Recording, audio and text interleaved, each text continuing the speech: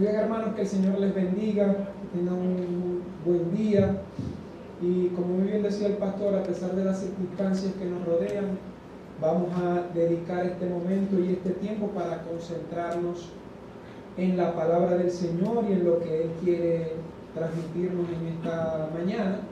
Y como siempre digo, es un placer para mí y un honor poder ser quien tenga esta responsabilidad. Y verdaderamente desde hace 2 semanas hemos comenzado a estudiar todo lo que es referente al tema de la adoración.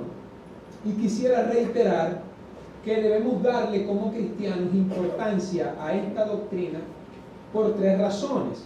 Hemos dicho que la adoración es importante en la vida del cristiano porque, número 1, forma parte fundamental de nuestra relación con Dios.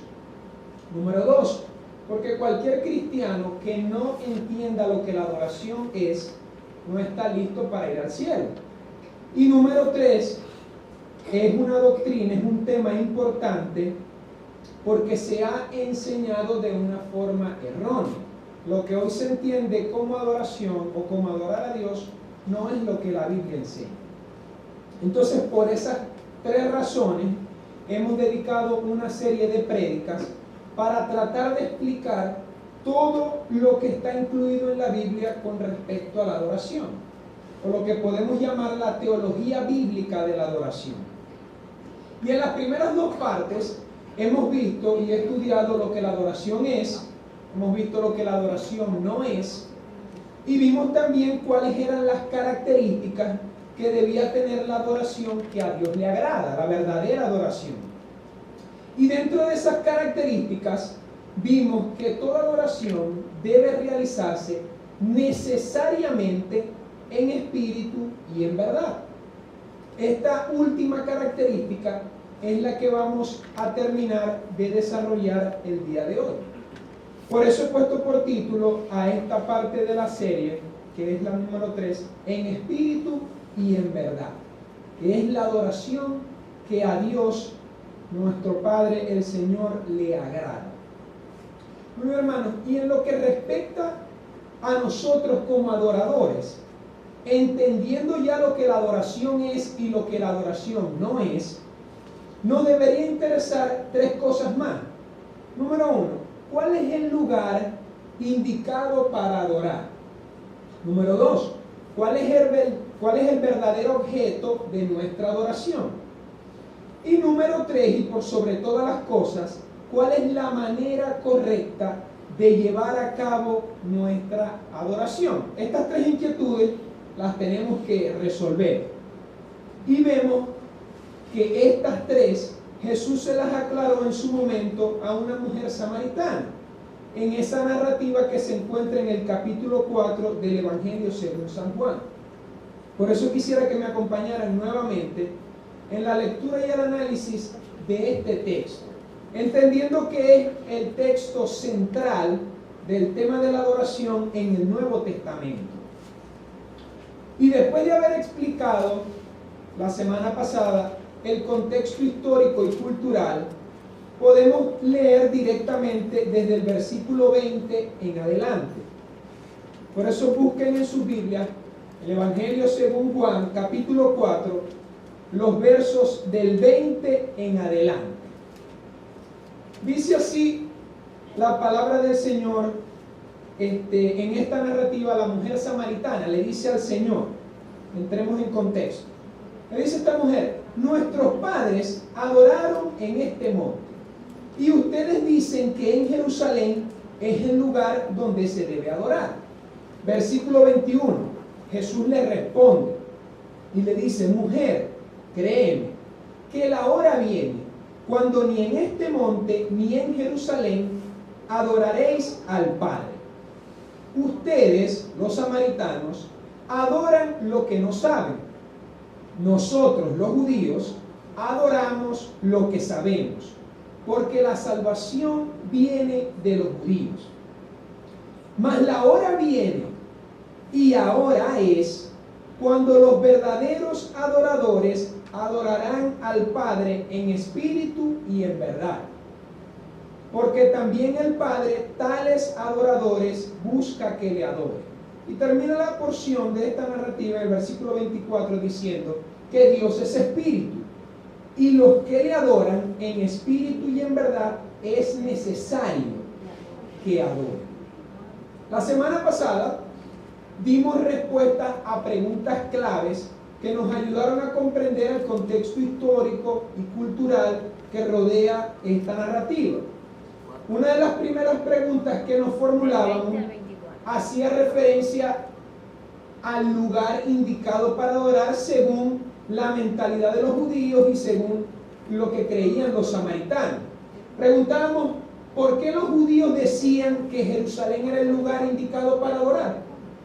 Vimos que decían eso porque en Jerusalén se encontraba el templo. Y el templo que se encontraba en Jerusalén era el único y exclusivo lugar que Dios en su soberanía había escogido para descender, manifestarse y entonces tener una relación con el hombre. Y más específicamente, darle el privilegio a los hebreos de que lo adoraran en ese lugar. ¿De qué manera? Cumpliendo el aspecto ritual o ceremonial de la ley. Y quisiera aclarar, como muy bien me explicó la hermana Daisy la semana pasada, que ese aspecto ritual o ceremonial de la ley tenía que ver principalmente con la solución provisional al problema del pecado que Dios había establecido con los hebreos para que ellos pudiesen tener una relación con Él. Esa solución al problema del pecado, ¿en qué consistía? En una serie de ritos en los que por medio del sumo sacerdote el pueblo tenía que presentar su adoración al Señor y entonces quedar limpios o quedar cubiertos de la culpa del pecado. El ejemplo emblemático de estos ritos o de ceremonia era el sacrificio de los animales, que hacía como forma de ofrenda, como forma de sacrificio expiatorio, el cubrir el pecado de los hebreos. Ese era el principal objetivo que tenía el aspecto ritual o ceremonial de la ley. ¿Y que se llevaba a cabo dónde? ¿Se llevaba a cabo dónde? En el templo. Si los judíos querían restablecer su relación con Dios, ¿dónde debían hacerlo? En el templo. Entonces, ese es el contexto de por qué ellos decían que en Jerusalén era el lugar indicado para adorar. Pero ¿y por qué los samaritanos? También respondemos esta pregunta. ¿Por qué los samaritanos no adoraban en Jerusalén, sino que adoraban en Samaria? Porque ellos en el monte Gerizim habían establecido un lugar para adorar a Dios. ¿Producto de qué?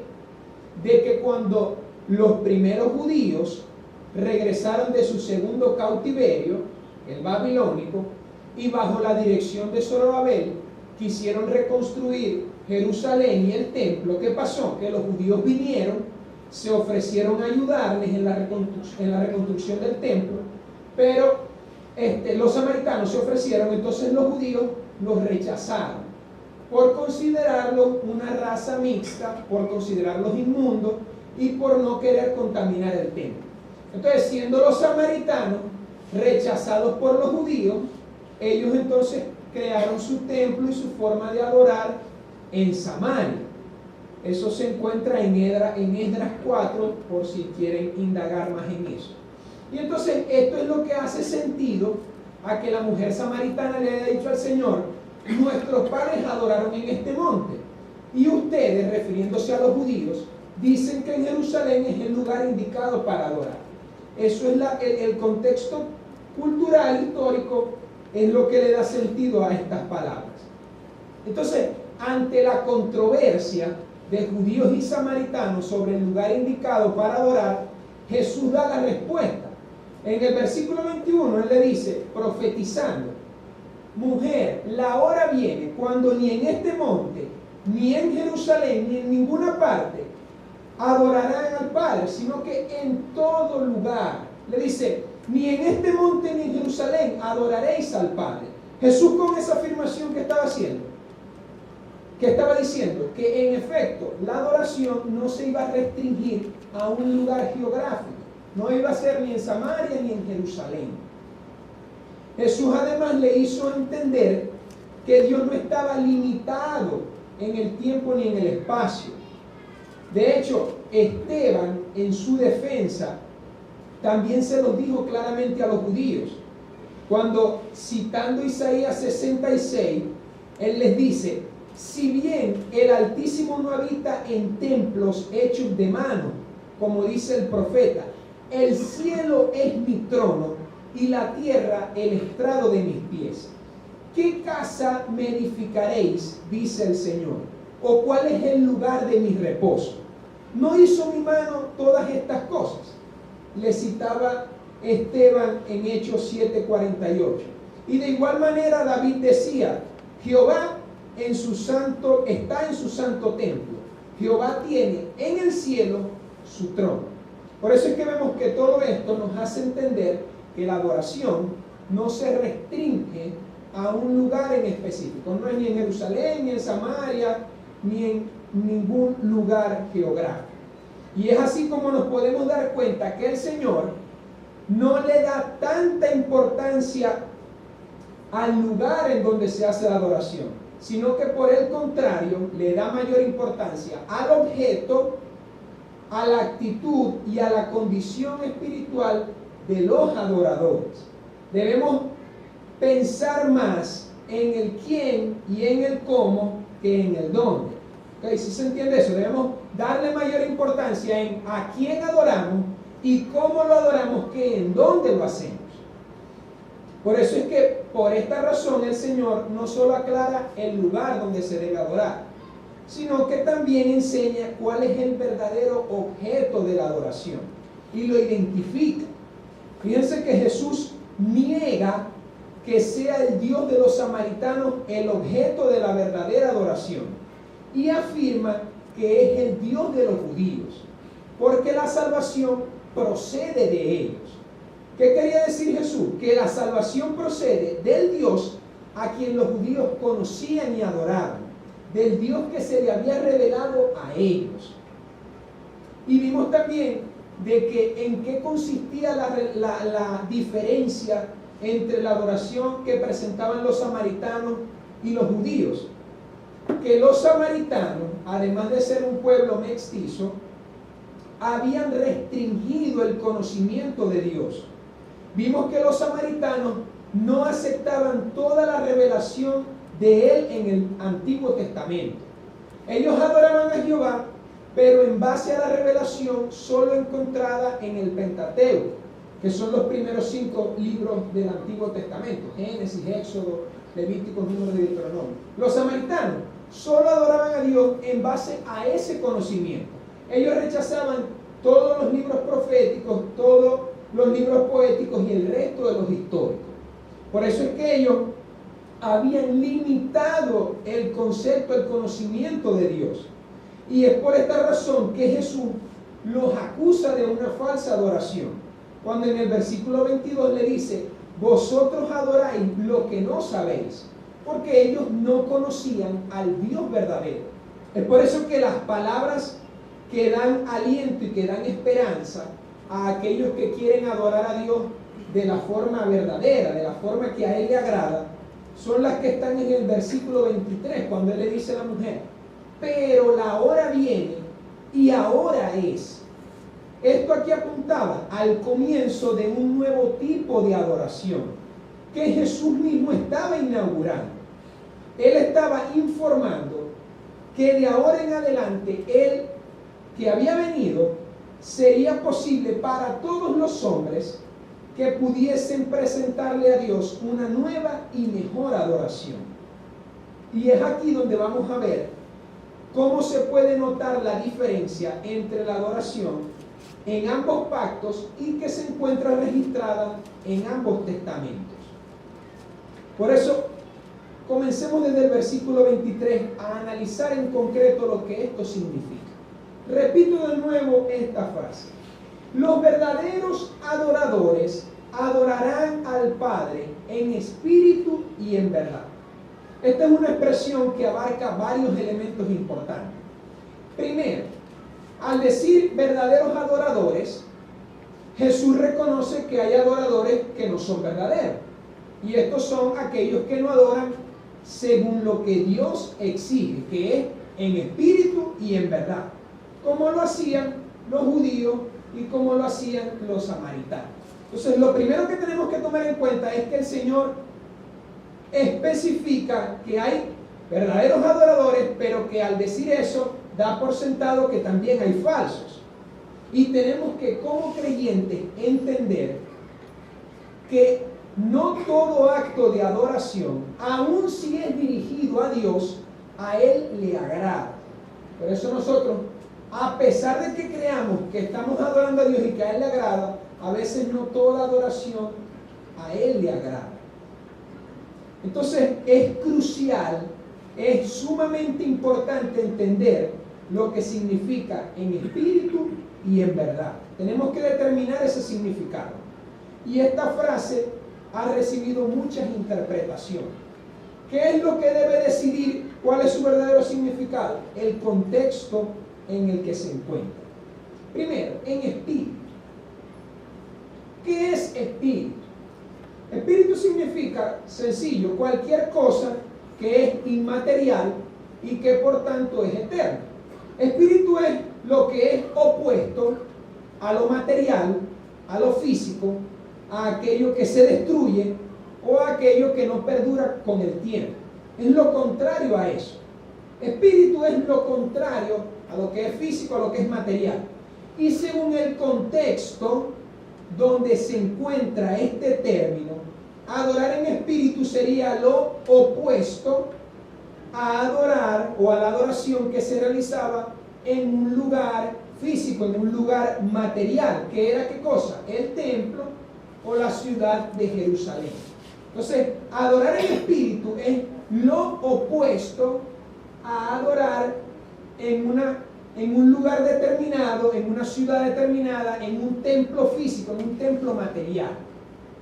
Entonces, el significado de adorar en espíritu es que la adoración debe efectuarse en cualquier lugar y en todo tiempo, puesto que lo espiritual no está confinado a un lugar o a un tiempo determinado. En espíritu incluye también sinceridad y atención concentrada, reconociendo, fíjense bien, que Dios está en todo lugar por ser Él omnipresente y reconociendo que Dios lee nuestros pensamientos y las actitudes de nuestro corazón porque Él es omnisciente. Entonces, cuando adoramos en espíritu, tenemos que reconocer que Dios está en todo lugar, que Dios no se encuentra en Jerusalén ni en Samaria, Dios está en todo lugar porque es omnipresente, pero que Él sabe lo que se encuentra en nuestro ser interior porque es omnisciente. Adorar en espíritu no implica, como muchos han planteado, una espiritualización en la adoración. Este concepto de espiritualizar la adoración lo confunden, como hemos visto, con el emocionalismo, con el sentimentalismo y con actitudes más de emoción que lo que realmente es lo espiritual. Sencillamente tenemos la posibilidad de adorar en todo tiempo y en todo lugar. Adorar en espíritu tampoco significa adorar en el Espíritu Santo o por medio del Espíritu Santo o guiados con el Espíritu Santo, porque sabemos que es cierto que el Espíritu nos ayuda en la oración, pero lo que aquí Jesús se quiere referir es el carácter espiritual de las cosas, la esencia de ellas, lo que realmente son. Entonces, dado que la adoración es en espíritu y es opuesta a la que es material, a la que es física, podemos adorar a Dios en cualquier lugar y en todo momento. Por eso la adoración se debe transformar en un estilo de vida para el cristiano. Adorar en espíritu implica más que una ceremonia o un ritual hecho en un templo. La verdadera adoración se debe manifestar en el cristiano durante todos los días de su vida. No es el domingo cuando vamos a la iglesia o cuando tenemos una actividad, es todo el tiempo. Aun cuando sea difícil, aun cuando las circunstancias no lo ameriten, tenemos la posibilidad de adorar en cualquier lugar y todo el tiempo. ¿Y cómo lo hacemos? Manifestando en nuestra vida amor hacia aquellos que son difíciles de amar, perdonando a quien nos ofende, predicando el Evangelio y haciendo todo este conjunto de expresiones que implican una actitud interna, como vimos, de humillación, de respeto, de sujeción, de obediencia, y es lo que lleva a decirle al Señor que lo adoramos. Ahora bien, hermanos, el que podamos nosotros adorar a Dios en cualquier lugar y todo el tiempo, es decir, el que podamos adorar a Dios en espíritu, se debe a que ya no existe un templo, ni una ciudad que Dios haya escogido para revelarse única y exclusivamente ahí. Y esto se entiende en virtud de que Dios, a partir de la venida de Cristo, comienza a relacionarse ya no con una nación en específico, ya no con un pueblo, sino con toda la humanidad.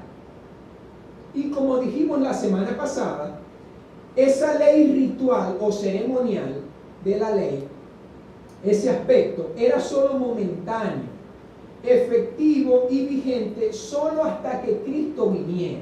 Cuando vino Cristo, el aspecto ceremonial y ritual de la ley quedó perfectamente cumplido y superado.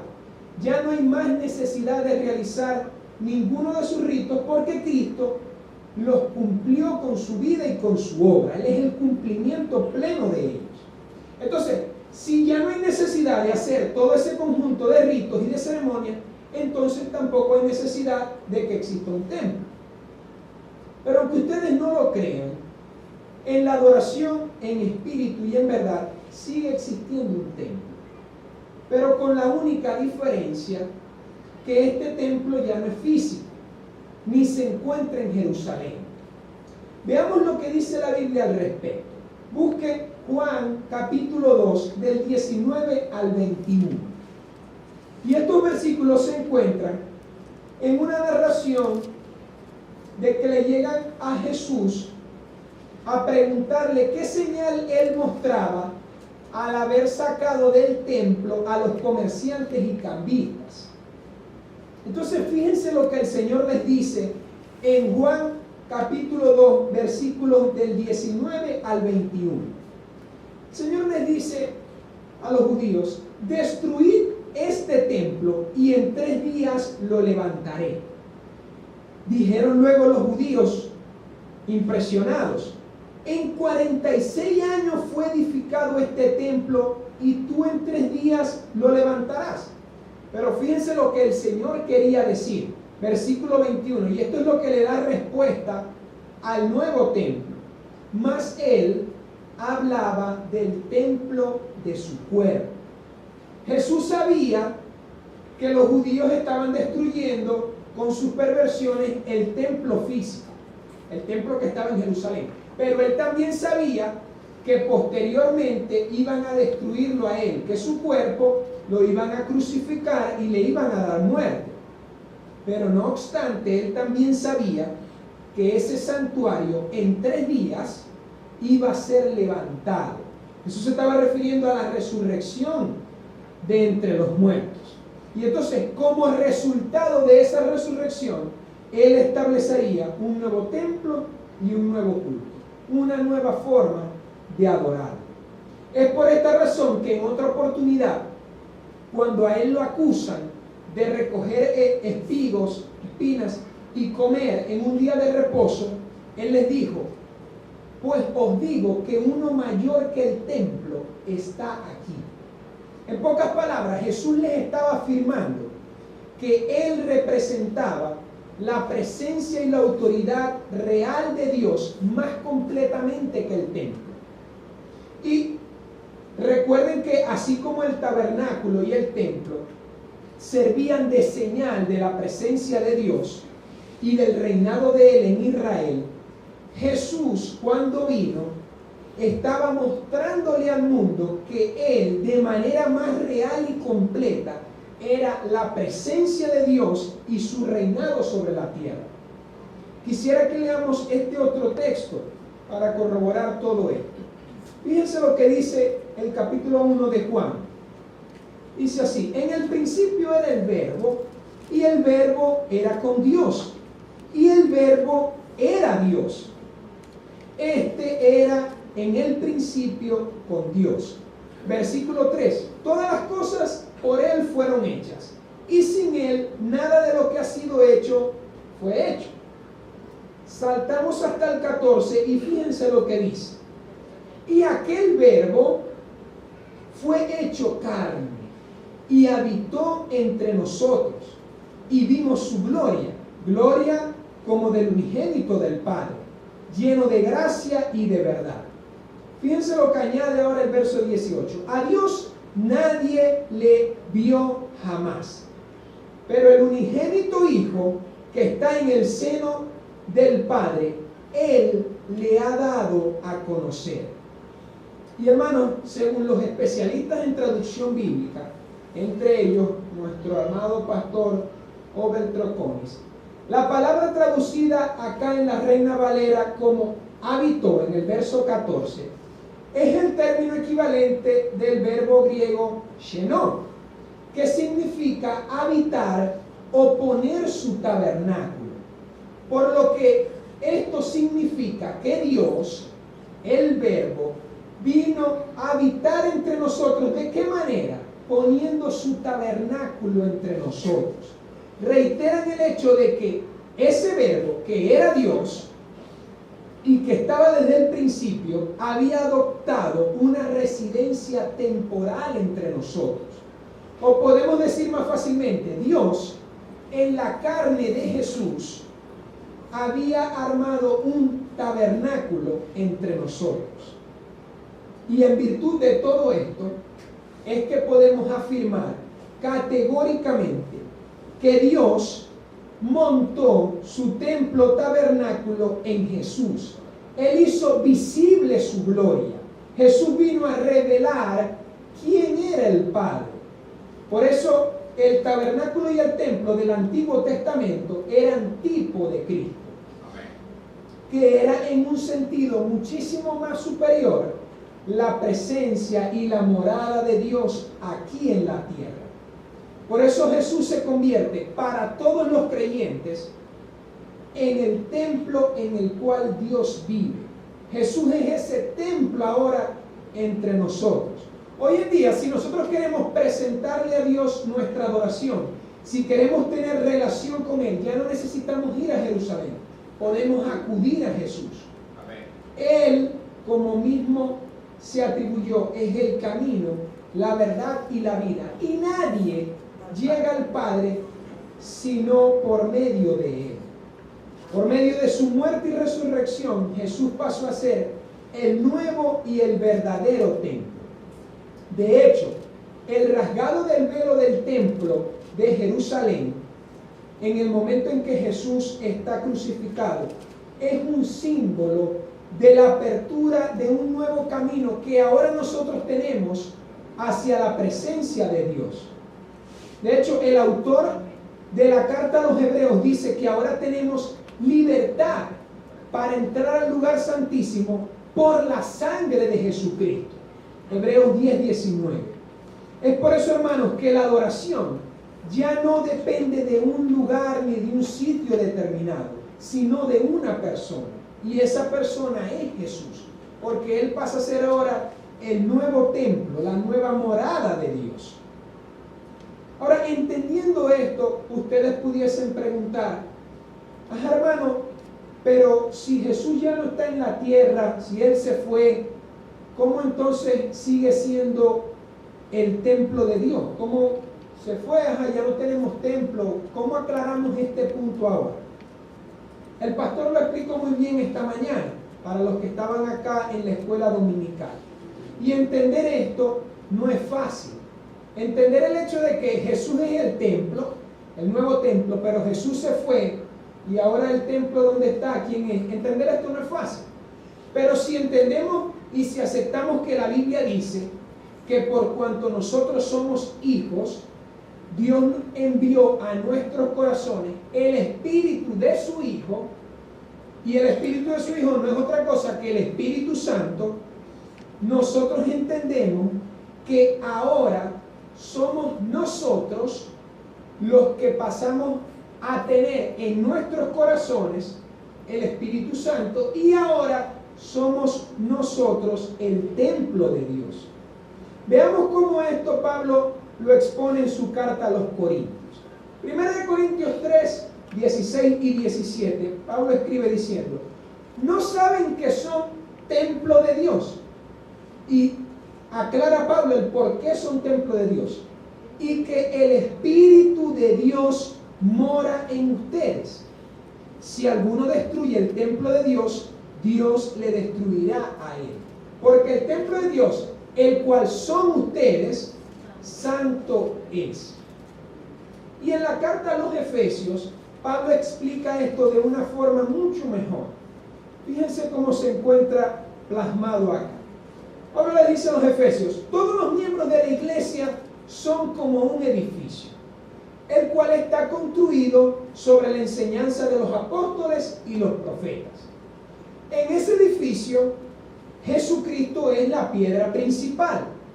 Es Él quien mantiene firme todo el edificio y quien lo hace crecer, para que llegue a formar, ¿qué cosa? Un templo santo para el Señor. Y versículo 22: por su unión con Jesucristo, hermanos, nosotros de la Iglesia de la Palabra de Dios, por nuestra unión con Jesucristo, formamos parte de ese templo. ¿En virtud de qué? De que Dios vive por medio de su Espíritu en nosotros. Y aunque parezca difícil de comprender todo esto, la Biblia enseña que tanto nuestro cuerpo físico como la unión de todos nosotros, la iglesia, son un templo espiritual dedicado al Señor.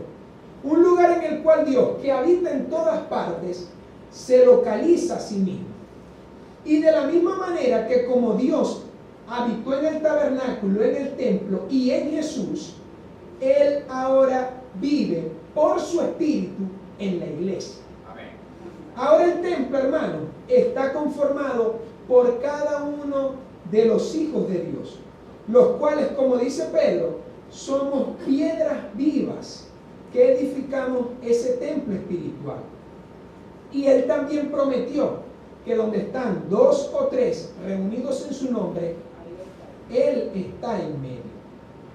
Por eso, para concluir esta parte, podemos ver de que por medio de Jesús y en virtud de la obra del Espíritu Santo en nuestros corazones, ahora podemos experimentar en cualquier lugar y en todo tiempo la presencia del Padre.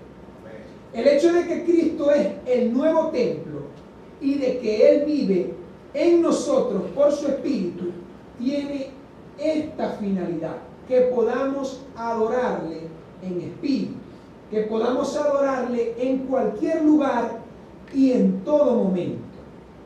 Y es aquí donde vemos las 3 personas de la Trinidad divina incluidas en la adoración, incluidas en la construcción de la iglesia, por así decirlo. En el templo espiritual que somos nosotros, el arquitecto sería Dios el Padre, el constructor maestro sería Jesús, pero el residente principal, quien vive en ese templo, en nosotros los creyentes, es el Espíritu Santo, para hacernos a todos juntos, para hacer a la iglesia la adoración que a Él le agrada.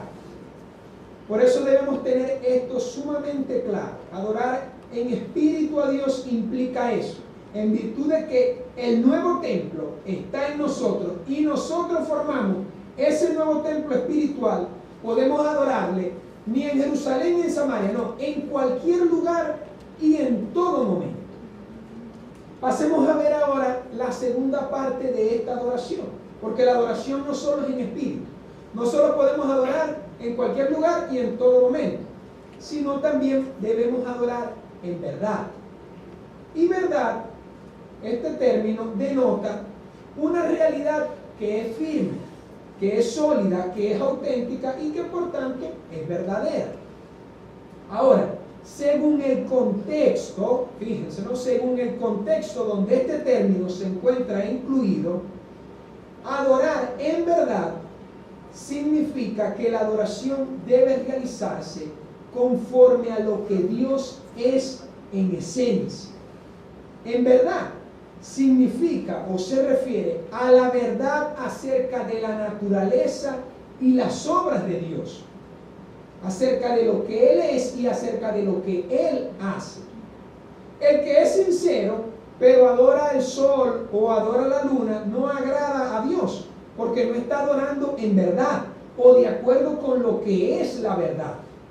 La adoración que agrada a Dios, hermanos, requiere una comprensión de su naturaleza.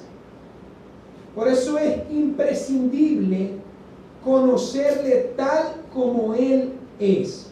De lo contrario, estaríamos adorando como los samaritanos, a aquello que no sabemos, que no conocemos. Por eso la adoración se concentra en la persona de Dios, en sus naturalezas y en sus obras, las cuales están reveladas de forma plena en las Escrituras y de manera perfecta en Jesucristo. Además, Jesús dijo: yo soy la verdad. Y eso no significa que Él decía la verdad o enseñaba la verdad, lo cual era cierto, ¿no? Pero significaba que Él era esencialmente la verdad. Jesús era la realidad última que reside en Él, siendo divino y siendo la perfecta revelación del Padre. Por eso Jesús es quien revela de forma única y particular el carácter de Dios. Entonces, si queremos adorar a Dios en verdad, tenemos que adorarle conforme a lo que Él es, conforme a su naturaleza, su esencia, sus obras. ¿Y cómo sabemos quién es Dios, cómo es Dios, qué hace, qué no hace? Por su revelación escrita y por su revelación en Jesucristo. Esa es la manera que podemos adorarle en verdad. Y es que la adoración, hermano, debe ser o debe provenir de alguien que es consciente de quién es Dios y de cómo es Dios. Y sabemos que este conocimiento viene de dos fuentes. Podemos conocer más a Dios por medio del estudio ordenado y diario de la palabra de Dios. Y podemos complementarlo con esa comunión íntima y personal que tenemos con Él en oración y en obediencia. Como hemos dicho anteriormente, si la adoración entonces se deriva del conocimiento que tengamos de Dios y de sus obras, entonces la adoración implica una actitud, una actividad racional de nuestro entendimiento que nos lleva ¿a qué? A reconocer que Dios es el único digno entre todos los seres creados, entre todos los distintos objetos o cosas que podamos adorar. Esa actitud racional nos lleva a concluir que solo Dios es digno de ser adorado, que solo Dios es digno de que nos rindamos a Él, de que le rindamos nuestra humillación, nuestra sujeción, nuestro amor y nuestra vida. Todas estas razones se corresponden con lo dicho por el salmista. Y quisiera que volvamos a leer este salmo. Fíjense lo que dice. Es el Salmo 95 del 3 al 7. Disculpen el error en la diapositiva. Dice David: porque Jehová es Dios grande y Rey grande sobre todos los dioses. Porque en su mano están las profundidades de la tierra y las alturas de los montes son suyos. Suyo también el mar, pues Él lo hizo, y sus manos formaron la tierra seca. Fíjense que acá David está haciendo un reconocimiento de quién es Dios y de sus obras. Entonces, en virtud de ese conocimiento, en virtud de que Dios es grande, de que Él es Rey grande, de que en su mano están las profundidades de la tierra y las alturas de los montes y el mar y todo, en virtud de eso, entonces David dice: venid, adoremos y postrémonos, arrodillémonos delante de Jehová nuestro Hacedor. ¿Por qué? ¿Por qué hacemos esto? Porque Él es nuestro Dios, nosotros el pueblo de su prado y ovejas de su mano. Por eso, hermanos, es que es necesario en la adoración, cuando queremos adorar a Dios en verdad, que tomemos conciencia de su naturaleza, porque tenemos que destacar en la adoración sus gloriosos atributos. Y por esto es que la adoración es considerada por Pablo como un culto racional, porque implica esa actividad mental de nuestro entendimiento, que llevemos, que contemplemos quién es Dios, sus atributos, lo que Él hace, lo que Él ha hecho por nosotros. No podemos adorar a Dios con un conocimiento vacío de quién es Él. Tenemos que adorarle en verdad, tenemos que adorarle conforme a lo que Él es. Por eso Jesús, con esto de la adoración en espíritu y en verdad, está poniendo de relieve dos cosas. Número uno, que la verdadera adoración ya no depende ya no depende ni de un lugar geográfico, ni de consideraciones físicas, ni de un templo, ni de una ciudad. Y que la verdadera adoración depende del conocimiento claro y definido del Dios a quien se adora. Por eso, en ese contexto, adorar en espíritu y en verdad no puede significar otra cosa que tributarle a Dios esa adoración en cualquier lugar y en todo momento, y hacerlo en completa armonía con la verdad de Él, según su palabra. No según el Pentateuco como los samaritanos, no según los primeros 5 de la Biblia, no, según su palabra, según toda la revelación de Él escrita.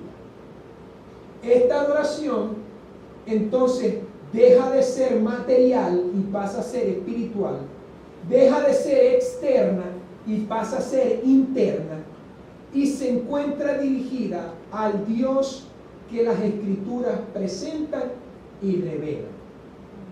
Por eso continúa el Señor diciendo, verso 23, porque también el Padre tales adoradores busca que le adoren. Esta es una revelación sorprendente, por cierto. Dios no busca cualquier clase de adoradores, sino tales. Es decir, los que le adoran en espíritu y en verdad. Esos son a los que Dios se muestra interesado en buscar.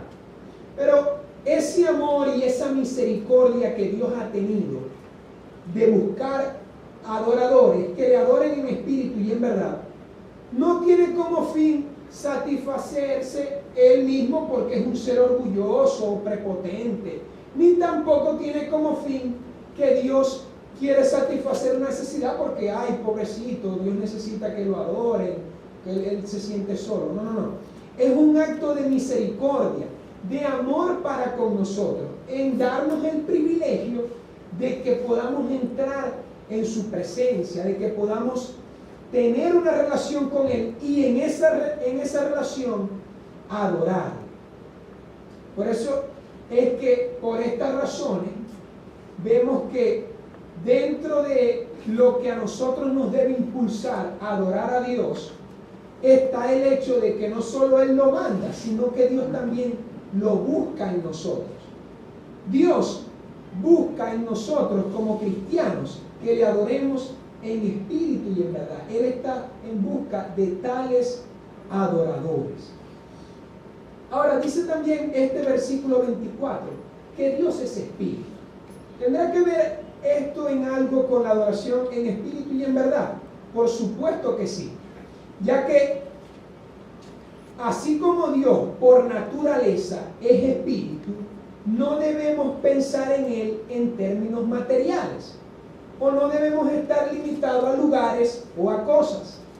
La adoración que le traemos debe ir en armonía con su naturaleza.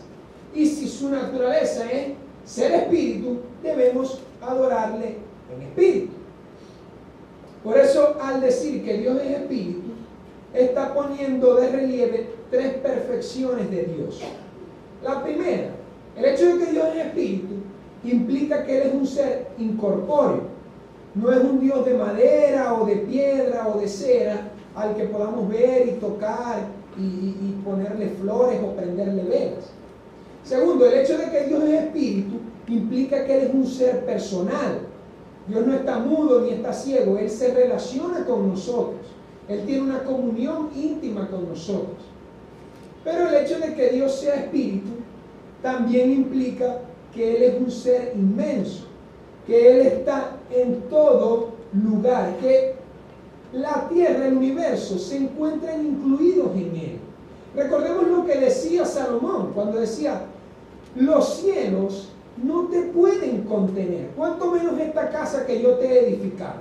Por eso, adoración en espíritu implica eso, implica que Dios es un ser inmenso, que nosotros y todo lo que vemos se encuentra incluido en Él, que Él no es que está en un lugar, no, todo está en Él.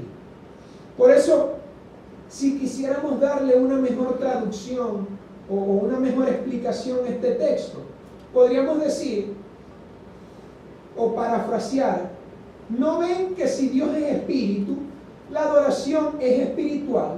Y entonces todo lo espiritual carece de lugar en el espacio y en el tiempo. Esto es una mejor manera de plantear el hecho de que Dios es espíritu y los que le adoran deben adorarle en espíritu y en verdad. Por eso, hermanos, el Padre está buscando quienes se relacionen con Él de esta forma, de la forma en que la adoración concuerde con su naturaleza, que la adoración surja del conocimiento que tengamos que Dios es espíritu y entre sus muchas cualidades. Por eso Jesús termina diciendo en el verso 24: es necesario, hermanos, si somos cristianos, es necesario que adoremos a Dios. Y si le vamos a adorar, es necesario que lo hagamos en cualquier lugar, en todo momento y conforme a lo que Él es. Si realmente queremos adorarlo, debemos hacerlo según sus criterios. Por eso quisiera resumir mostrando lo que hemos visto en estas palabras de Jesús. ¿Cuál es el lugar donde se debe adorar? Jesús lo identificó diciendo: ni en este monte ni en Jerusalén adoraréis al Padre. ¿Cuál es el objeto de la adoración? Jesús lo identificó diciendo: ustedes adoran lo que no saben, nosotros adoramos lo que sabemos. Por otra parte, ¿cuál es la manera correcta de quien adora? Los verdaderos adoradores adorarán al Padre en espíritu y en verdad.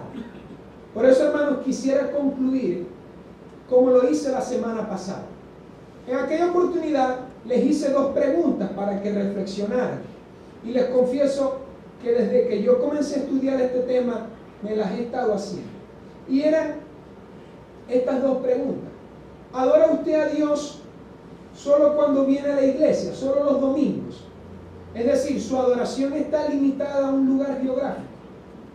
Y la segunda pregunta era: ¿qué tanto conoce usted a Dios como para adorarle de la manera que a Él le agrada? Hoy quisiera hacerle una pregunta mucho más directa. ¿Adora usted a Dios en espíritu y en verdad? ¿O somos nosotros como cristianos verdaderos adoradores? Y digo esto porque muchos cristianos hoy en día son como los judíos y los samaritanos. Muchos piensan y adoran según ellos a Dios cuando vienen los domingos a la iglesia. Parece que Dios no es omnipresente, parece que Dios sigue viviendo en templo y Dios está aquí, pero en mi casa no. Pero muchos también son como los samaritanos, que creen adorar a Dios, pero según su lógica humana, según lo que ellos creen que la Biblia enseña, según sus emociones o según lo que sienten. Pero adoramos a Dios realmente, lo hacemos conforme a lo que Él nos enseña.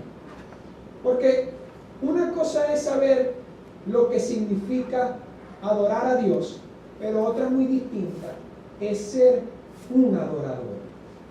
Por eso quisiera que reflexionáramos en esto y espero que hayamos comprendido lo que significa adorarle a Él en espíritu y en verdad, y que no nos quedemos con ese conocimiento, sino que también lo pongamos en práctica.